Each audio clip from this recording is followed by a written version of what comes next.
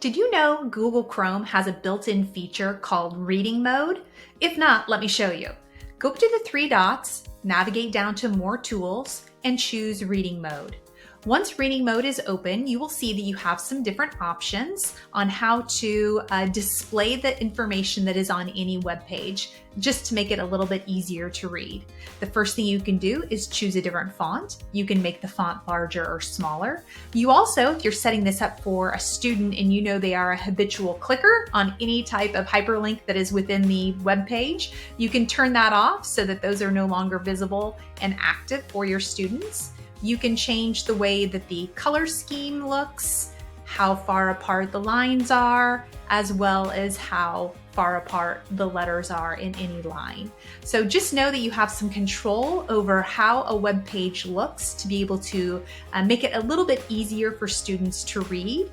And also to navigate to this a lot quicker, just click the little push pin, and then that will always be on your toolbar for any web page where you want to put it into reading mode.